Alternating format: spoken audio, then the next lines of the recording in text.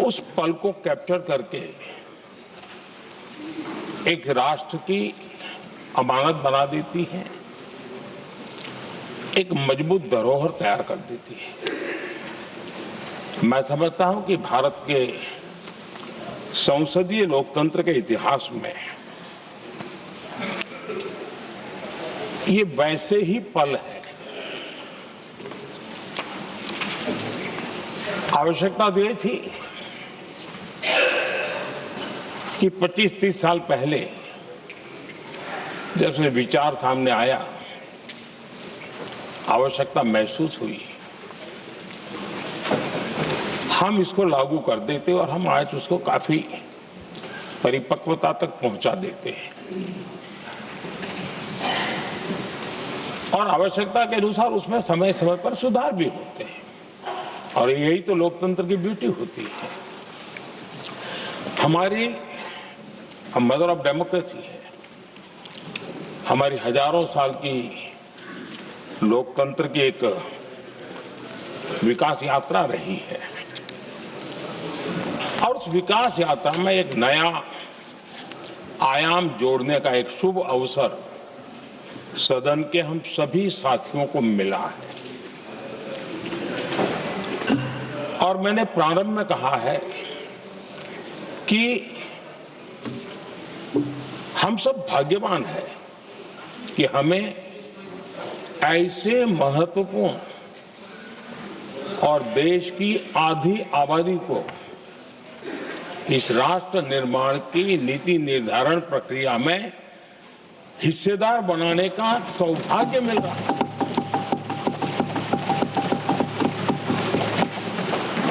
ये हम लोगों के लिए सौभाग्य है और मैं चाहता हूं कि मेरे सभी माननीय सांसद, मैं इधर उधर की आज बात करना नहीं चाहता हूं, हम सभी सांसद इस महत्वपूर्ण अवसर को जाने न दें।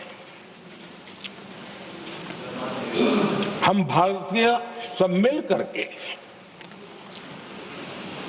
देश को नई दिशा देने जा रहे हैं, नई दिशा देने जा रहे हैं। हमारी शासन व्यवस्था को संवेदनशीलता से भरने का एक सार्थक प्रयास करने के लिए जा रहे हैं।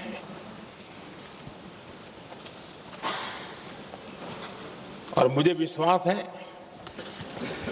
कि इस मंथन से जो अमृत निकलेगा वो देश की राजनीति की भी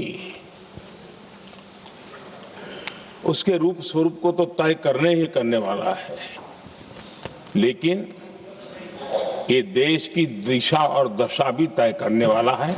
इतने महत्वपूर्ण मोड़ पर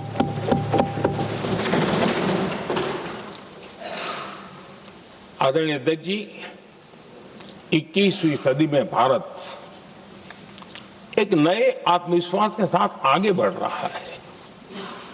विश्व में भी आज भारत की स्वीकृति हम सब महसूस कर रहे हैं और ये हम सबके लिए गौरव का पल है। एक समय हमारे पास आया है और इस समय को हमने एक विकसित भारत के संकल्प के साथ जोड़ा है और मैं पक्का मानता हूं कि विकसित भारत का मतलब केवल उत्तम प्रकार के रेल, रास्ते, इंफ्रास्ट्रक्चर या कुछ आर्थिक प्रगति के आंकड़े, सिर्फ इतने से ही विकसित भारत की सीमित कल्पना वाले हम लोग नहीं हैं। हम चाहते हैं कि विकसित भारत जिसके नीति निर्धारण में साच अर्थ में सबका साथ सबका विकास का मंत्र समाहित हो, देश की 50% जनसंख्या नीति निर्धारण का हिस्सा बने, ये समय की मांग है।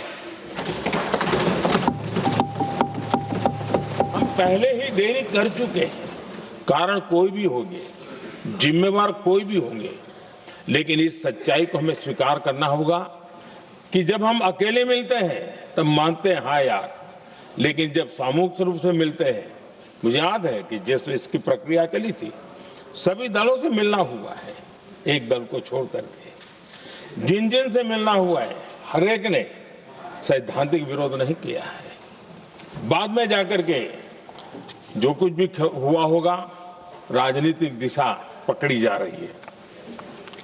लेकिन जो राजनीतिक दिशा में ही सोचते हैं, मैं उनको भी एडवाइज करना चाहूंगा, एक मित्र के रूप में एडवाइज करता हूं और सबको काम आएगी। हमारे देश में जब से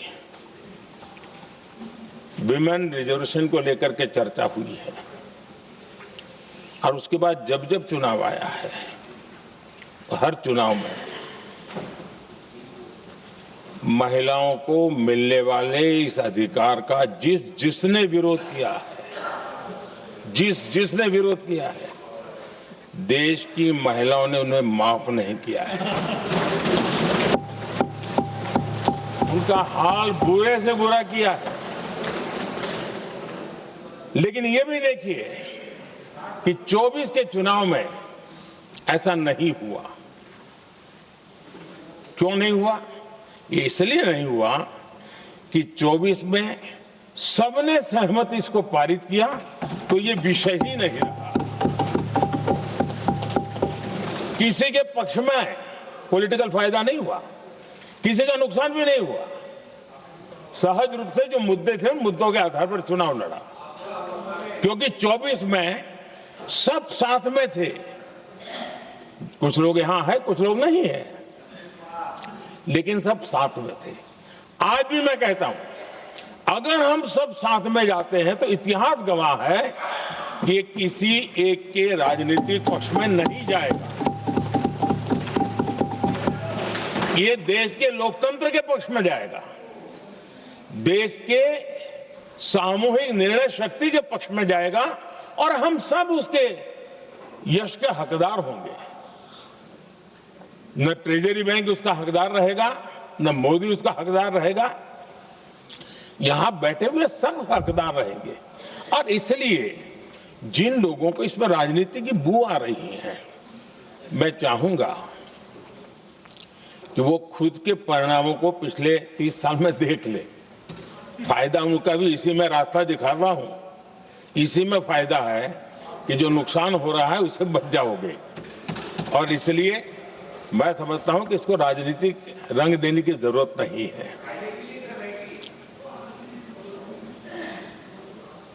आदरणीय अध्यक्ष जी, मुझे याद है तब तो मैं शासकीय व्यवस्था की राजनीति में नहीं था, मैं एक संगठन के कार्यकर्ता के नाते काम करता था। उस समय एक चर्चा सुनने को मिलती थी गलियारों में कि देखिए कैसे लोग हैं,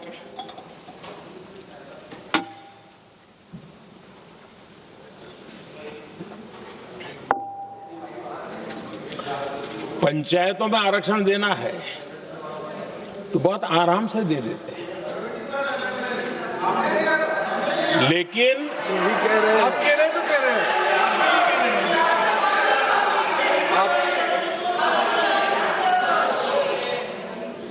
पंचायतों में आरक्षण देना है तो आराम से देते हैं, क्योंकि उसमें उनको खुद का पद जाने का डर नहीं लगता है। उसको लगता है हम सुरक्षित यार वहां दे दो। ये उस समय गलियारों में बहुत चर्चा थी कि बोले कभी नहीं करेंगे यहां बैठे हुए। क्यों? क्योंकि उनका कुछ जाएगा। और इसलिए और बगे पंचायत का हो जाता है, 50% तक पहुंच गए। मैं राजनीतिक दृष्टि से और भी एक बात समझाना चाहता हूं साथियों। आज से 25 साल 30 साल पहले जिसने भी विरोध किया, तो विरोध राजनीतिक सतह से नीचे नहीं गया था। आज ऐसा समझने की गलती मत करना। पिछले 25-30 साल में ग्रास रूट लेवल पे पंचायती चुनाव व्यवस्थाओं में जीत करके आई हुई बहनों में एक पॉलिटिकल कॉन्शियसनेस है। वे ओपिनियन मेकर हैं ग्रास रूट लेवल पे। 30 साल पहले वो शांत रहती थी, बोलती नहीं थी, समझती थी, बोलती नहीं थी। आज वो वोकल है और इसलिए अब जो भी पक्ष विपक्ष होगा, वो जो लाखों बहनें कभी न कभी पंचायत में काम कर चुकी है, प्रतिनिधित्व कर चुकी है, जनता के सुख दुख की समस्याओं को गहराई से देखा है, वो आंदोलित है। वो कहती हैं कि झाड़ू कचरा वाले काम में तो हमें जोड़ देते हो, वो तो परिवार में भी पहले होता था, अब हमें निर्णय प्रक्रिया में जोड़ो। और निर्णय प्रक्रियाएं विधानसभा में और पार्लियामेंट में होती है।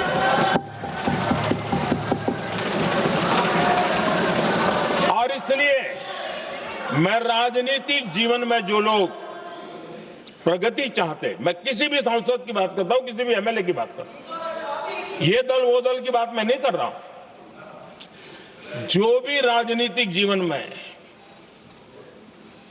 सफलतापूर्वक आगे बढ़ना चाहते हैं, उनको ये मान के चलना पड़ेगा कि पिछले 25-30 साल में लाखों बहनें ग्रास रूट लेवल पर लीडर बन चुकी हैं। अब उनके अंदर सिर्फ यहां 33% का नहीं, वहां भी वो आपके फैसलों को प्रभावित करने वाली है। और इसलिए जो आज विरोध करेंगे, उसको लंबे समय तक कीमत चुकानी पड़ेगी, लंबे समय तक कीमत चुकानी पड़ेगी। और इसलिए राजनीतिक समझदारी भी इसी में है कि हम ग्रासरूट लेवल पर महिलाओं की जो पॉलिटिकल लीडरशिप खड़ी हुई है, उसको आपने अब कंसीडर करना पड़ेगा। यहां मैंने सुना हमारे मुलायम सिंह जी थे, तब से एक विषय चला रहे हैं, उनके परिवार वाले पे भी चला रहे हैं। आप देश की बहनों पर भरोसा करो ना, उनकी समझदारी पर भरोसा करो। एक बार 33% बहनों को यहां आने दो, आकर के उनको निर्णय करने दो, किसको देना है, किसको नहीं देना है, इस वर्ग को देना, उस वर्ग को देना, करेंगे वो निर्णय। हम उनके सामर्थ्य पर आशंका क्यों करते भाई? एक बार आने तो दो, उनको आने तो दो। जब आएंगे तो 34 पे, और दूसरा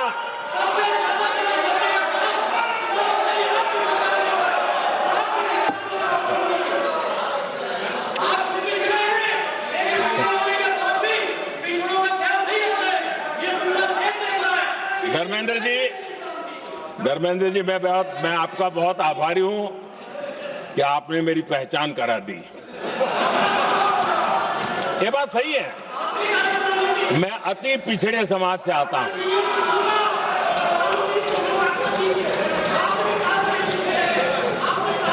धर्मेंद्र जी, मैं आपका बहुत आभारी हूं, और अखिलेश जी मेरे मित्र हैं तो कभी कभी मदद कर देते हैं।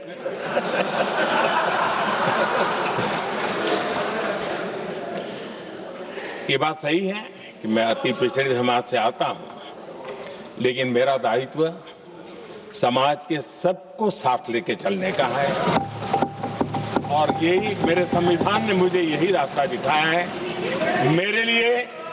मेरे लिए संविधान ही सर्वोपरि है, और इसलिए, और ये संविधान की ताकत है कि मेरे जैसा अत्यंत छोटे समाज का, अति पिछड़े समाज के व्यक्ति को इतना बड़ा दायित्व देश ने दिया।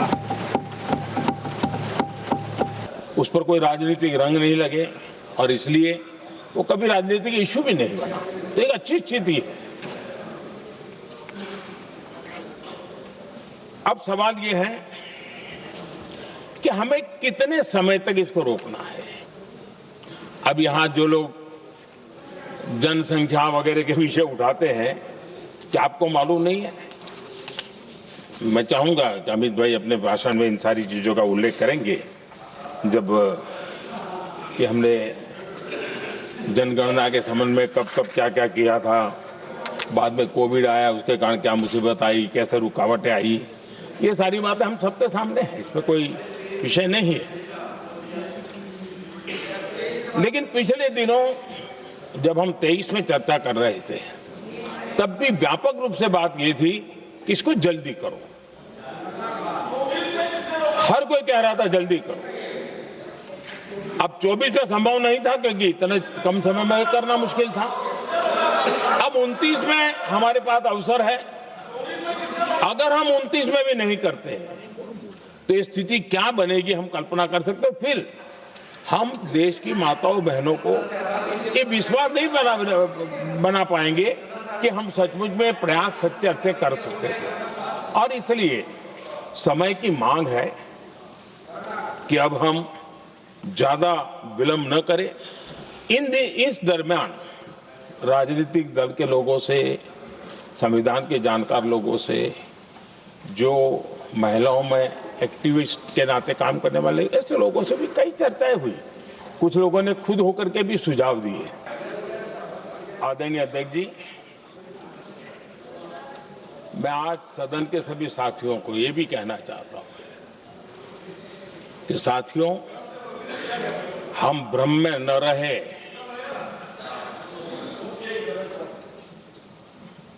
हम उस अहंकार में न रहे।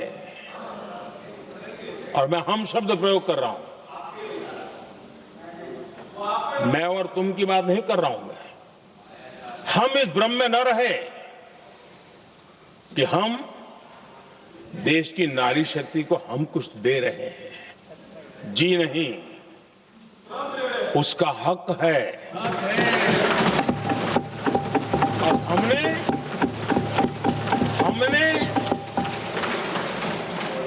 कई दशकों से उसको रोका हुआ है। आज उसका प्रायश्चित करके हमें उस पाप में से मुक्ति पाने का यह अवसर है।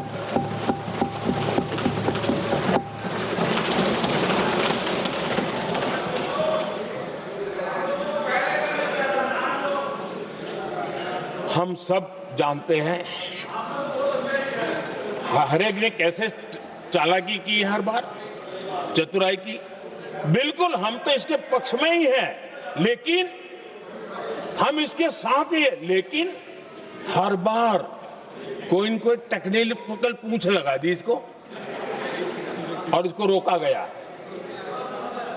हर बार ऐसी चीजें लाई गई है। हिम्मत नहीं है कि हम 33% महिलाओं के आरक्षण का विरोध कर पाए। वो तो जमाना चला गया। आपको करना नहीं है, लेकिन कहने की हिम्मत भी नहीं है। और इसलिए टेक्निकल बहानेबाजी, ये करो तो ये, वो करो तो वो, डिगरा करो। अब देश की नारी को नहीं समझा पाओगे। सदन में नंबर का खेल क्या होता है वो तो समय तय करेगा। लेकिन ये पक्का है कि अब इन भांति भांति के बहानेबाजी, भांति भांति टेक्निकल मुद्दों के आधार पर चीजों को उलझा करके 3 दशक तक इसको अड़ंगे डाले, हमने फंसा के रखा। आपने जो अचीव करना था कर लिया, अब छोड़ दो ना भाई। 3 दशक कम पड़ते हैं क्या रोकने में? 3 दशक तक आपने रोका फिर भी कुछ कर नहीं पाए, तो अब तो करो।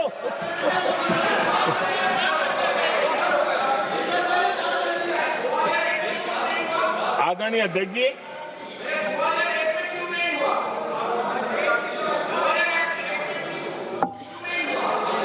यहां कुछ लोगों को लगता है, आदरणीय अध्यक्ष, यहां कुछ लोगों को लगता है इसमें कहीं न कहीं मोदी का राजनीतिक स्वार्थ है।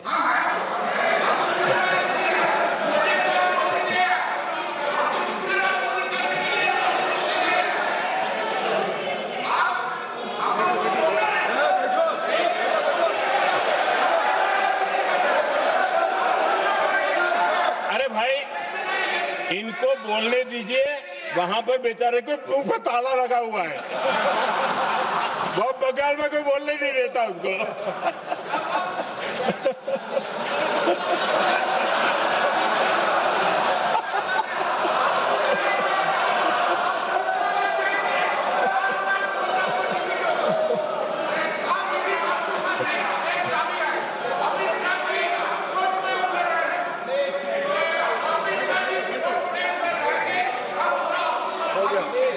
आदरणीय अध्यक्ष जी,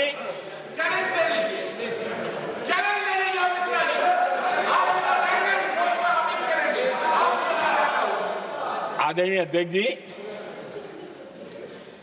देखिए इसका अगर विरोध करेंगे तो स्वाभाविक है कि राजनीतिक लाभ मुझे होगा,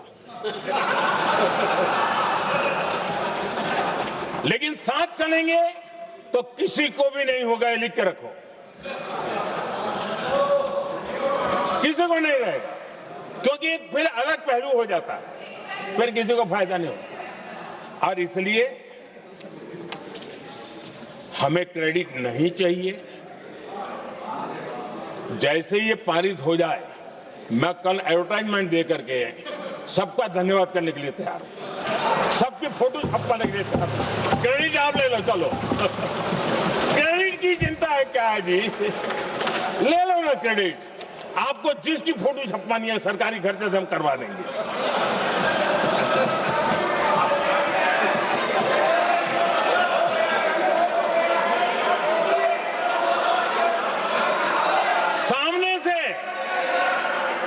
सामने से क्रेडिट का ब्लैंक चेक आपको दे रहा हूं।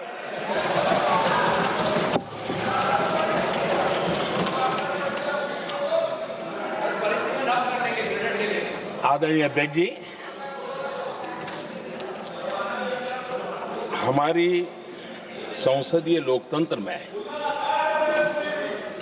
महिलाओं की भागीदारी ये सिर्फ आंकड़ों का खेल या एक लोकतांत्रिक व्यवस्था में सुधार इतना सीमित नहीं है। लोकतंत्र की जननी के रूप में, मदर ऑफ डेमोक्रेसी के रूप में ये निर्णय भारत का कमिटमेंट है, ये सांस्कृतिक कमिटमेंट है।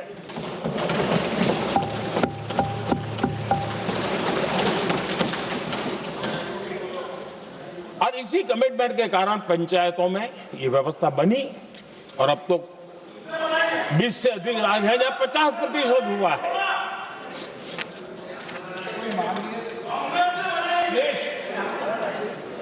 और हमने अनुभव किया है, मुझे लंबे अरसे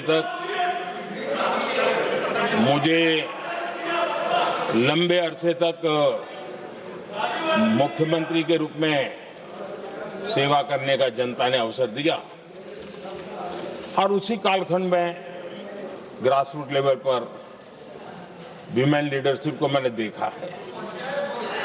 मेरा अनुभव है कि संवेदनशीलता के साथ समस्याओं के समाधान में उनका कमिटमेंट बहुत ही परिणामकारी रहते थे, विकास की यात्रा को गति देने में रहते थे।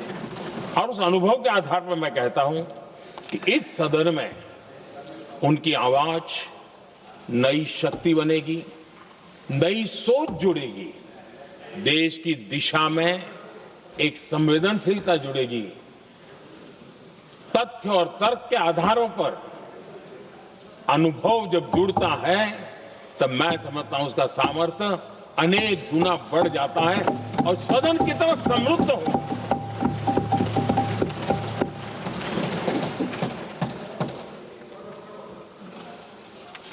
आदरणीय अध्यक्ष जी, हमारे देश में अनुभवी नारी शक्ति की कोई कमी नहीं है, सामर्थ्यवान में कोई कमी नहीं। हम भरोसा करें वे कंट्रीब्यूट करेंगे, बहुत अच्छा कंट्रीब्यूट करेंगे।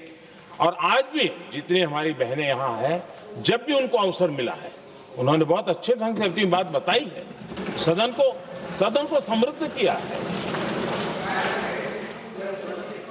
आदरणीय अध्यक्ष जी, आज देश में वर्तमान में देश में 650 से ज्यादा पंचायत है, डिस्ट्रिक्ट पंचायत, करीब 250 महिलाएं उसका नेतृत्व कर रही है और केंद्र के कैबिनेट मिनिस्टर से ज्यादा उनके पास जिम्मेवारी और धन और व्यवस्था होती है, काम करती है जी। करीब 6,700 ब्लॉक पंचायतों में 2700 से अधिक ब्लॉक पंचायत ऐसी हैं जिसका नेतृत्व महिलाओं के हाथ में है। आज देश में 900 से अधिक शहरों में अर्बन लोकल बॉडीज की हेड के रूप में मेयर्स हो या स्टैंडिंग कमेटी का काम देखने वाली बहनें हैं, उनकी ताकत है। और मैं मानता हूं कि आज देश जो प्रगति कर रहा है उस प्रगति में इनका भी महत्वपूर्ण योगदान है। उस ऋण को हमें स्वीकार करने का ये अवसर है। और जब ये अनुभव सदन के साथ जुड़ेगा तब वो अनेक गुना ताकत बढ़ा देगा। आदरणीय अध्यक्ष जी, एक लंबी प्रतीक्षा एंड एक प्रकार से हम सबके लिए सवालिया निशान पैदा हो, ऐसी परिस्थिति हम ही लोगों ने पैदा की है। ये अवसर है कि हम पुरानी जो कुछ भी मर्यादाएं रही होगी, मुश्किलें रही होगी, उसे बाहर निकले, हिम्मत के साथ हम आगे बढ़े और नारी शक्ति का राष्ट्र के विकास में उनकी सहभागिता को हम सुनिश्चित करें। और मैं पक्का मानता हूं कि अगर आज हम मिलकर के निर्णय करते हैं, और मैं तो आग्रह करूंगा कि हमें सर्वसम्मति से इसको आगे बढ़ाना चाहिए। और जब सर्वसम्मति से बढ़ता है तो ट्रेजरी बेंच पर एक दबाव रहता है जी। उनको भी लगता है भाई सबका इसमें हक है, हर एक की बात मान के चलो, कोई नुकसान नहीं है। सामूहिक शक्ति से तो अनेक परिणाम हमें अच्छे मिलते हैं। आदरणीय अध्यक्ष जी, मैं ज्यादा समय न लेते हुए इतना ही कहूंगा कि इसको राजनीति के तराजू से न तोलें। हम जब भी कुछ निर्णय करने जा रहे हैं तो देश के इतने बड़े देश का आधा जिम्मा जो उठा रहे हैं उनका भी कोई हक बनता है यहां आने का, हमें रोकना नहीं चाहिए। और दूसरा, संख्या के संबंध में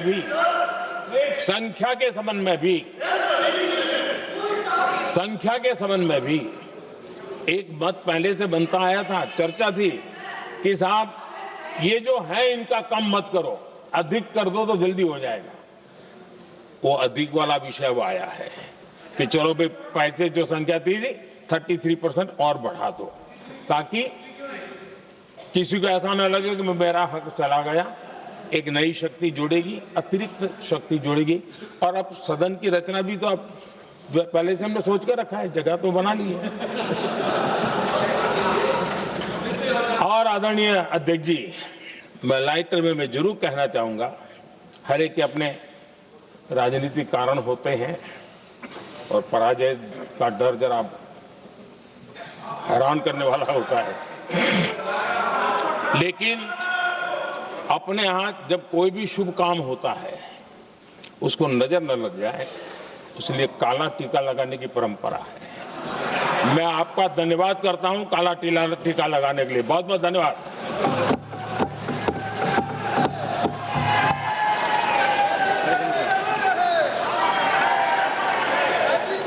श्री अरविंद सावंत। बाप रे, क्या बात है। आज महिला नारी शक्ति वंदना बिल पर जो संशोधन आया, मेरा सौभाग्य है कि आदरणीय प्रधानमंत्री जी के बाद में मुझे बोलने का अवसर मिल रहा है। अध्यक्ष जी, आदरणीय प्रधानमंत्री जी ने कुछ बातें कही, उसमें एक शब्द प्रयोग किया, सैद्धांतिक और राजनीतिक। अगर ये राजनीतिक नहीं है, सैद्धांतिक, तो यहाँ बैठी हुई सभी को लगेगा कि हम सब विपक्ष के लोग महिलाओं के आरक्षण के खिलाफ है। भैया, महिलाओं का आरक्षण का बिल 2023 में पास हुआ ना, किसने किया विरोध? क्यों बोल रहे हैं हम लोग कि महिलाओं के आरक्षण के बिल के लिए आप लोग विरोध कर रहे हैं? Please sir, let the house be in order. माननीय सदस्य प्लीज तो पहिले सांगतो ना, बाईला भरपूर आहे. बैठिए. माननीय सदस्य प्लीज.